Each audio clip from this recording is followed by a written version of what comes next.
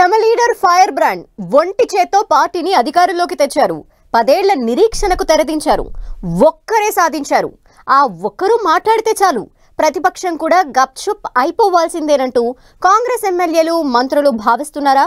CM Revanth రెడ్డిపై ప్రతిపక్షాలు attack చేస్తుంటే కాంగ్రెస్ మంత్రులు ఎమ్మెల్యేలు కౌంటర్ అటాక్ చేయడంలో విఫలమవుతున్నారా? అందుకే అసెంబ్లీలో పదే సీఎం రేవంత్ రెడ్డి స్వయంగా రంగంలోకి దిగాల్సి వస్తుందా? అసెంబ్లీ లాబీలో జరుగుతున్న చర్చేంటి? సీనియర్ నేతలు సైతం అసెంబ్లీలో ప్రతిపక్షాన్ని ఎదుర్కోవటంలో ఎందుకు పెద్దగా ఆసక్తి చూపటం లేదు?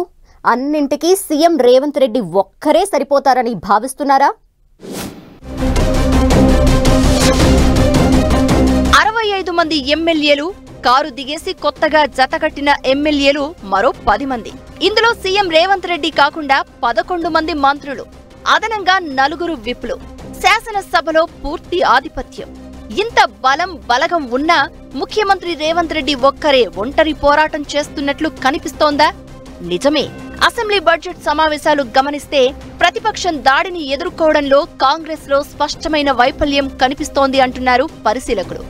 అసెంబ్లీ లాబీల్లోనూ ఇదే విధమైన చర్చ జరుగుతూ ఉండడం తెలంగాణ కాంగ్రెస్ లో ఉదాసీన వైఖరిని బయటపెడుతోంది అంటున్నారు. సీఎం రేవంత్ రెడ్డి కూడా ఇటీవల సచివాలయంలో కొందరు మంత్రులకు క్లాస్ పీకినా పెద్దగా ఫలితం కనిపించడం లేదు అంటున్నారు.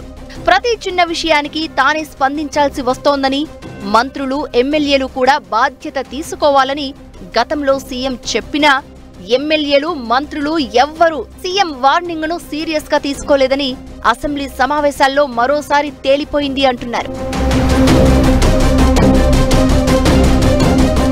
బడ్జెట్ సమావేశాల్లో బీఆర్ఎస్ కీలక నేతలు కేటీఆర్, హరీష్ రావు, బీజేపీ ఎల్పీ నేత మహేశ్వర్ రెడ్డితో పాటు చివరకు కొత్తగా సభలో అడుగుపెట్టిన కౌశిక్ రెడ్డి లాంటి ఎమ్మెల్యేలు సైతం సీఎం రేవంత్ రెడ్డిని టార్గెట్ చేస్తూ విమర్శలు చేస్తుంటే అధికార పార్టీ ఎమ్మెల్యేలు, మంత్రులు స్పందించాల్సిన రీతిలో స్పందించడం లేదనే గుసగుసలు వినిపిస్తున్నాయి.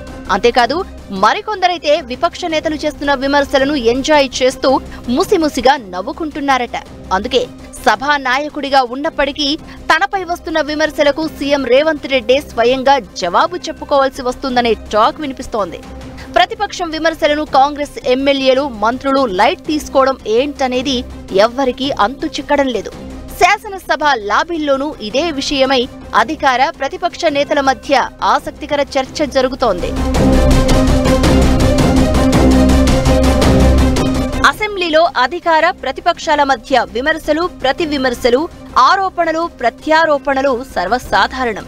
పైగా సభానాయకుడిగా ముఖ్యమంత్రిని టార్గెట్ చేయడము కామనే.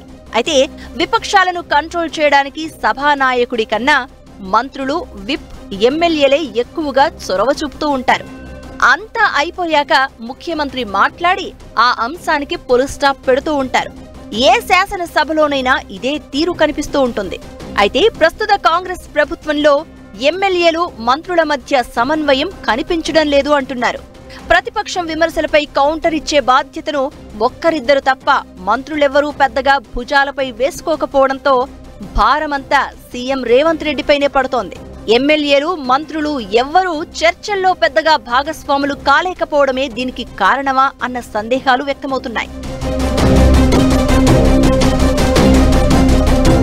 ప్రస్తుత అసెంబ్లీలో కాంగ్రెస్ తరపున జూనియర్ ఎమ్మెల్యేలే ఎక్కువగా ఉన్నారు. దీంతో సీనియర్లతో సమన్వయం చేసుకోలేకపోతున్నారనే వాదన వినిపిస్తోంది. మంత్రులు భట్టి విక్రమార్క, పొన్నం ప్రభాకర్, దుద్దిళ్ల శ్రీధర్ బాబు వంటి కొద్దిమంది మాత్రమే అసెంబ్లీలో సీఎంతో పాటు ప్రతిపక్షాన్ని ఎదుర్కొంటున్నారు. సీనియర్ మంత్రి ఉత్తమ్ కుమార్ రెడ్డి తన సబ్జెక్టు వచ్చినప్పుడు మాత్రమే అసెంబ్లీలో గళం విప్పుతున్నారు. ఇక మిగిలిన వారు ఎవ్వరూ ప్రభుత్వంపై విమర్శలకు పెద్దగా స్పందిస్తున్న దాఖలా కనిపించడం లేదనే గుసగుసలు వినిపిస్తున్నాయి. సీఎం కూడా మంత్రులు కల్పించుకోవాలని సూచిస్తున్నా వారు పెద్దగా పట్టించుకోకపోవడం అధికార పార్టీలోనే చర్చకు దారితీస్తోంది. అన్నీ సీఎం చూసుకుంటారులే అన్న ఉదాసీన ధోరణే మంత్రులు, ఎమ్మెల్యేల్లో ఎక్కువగా కనిపిస్తూ ఉండడంతో ప్రతిపక్షం పైచేయి సాధించేలా కనిపిస్తోంది అంటున్నారు. మరి ఈ పరిస్థితిని కాంగ్రెస్ ఎలా అధిగమిస్తుంది అన్నదే ప్రశ్నార్థకంగా మారింది.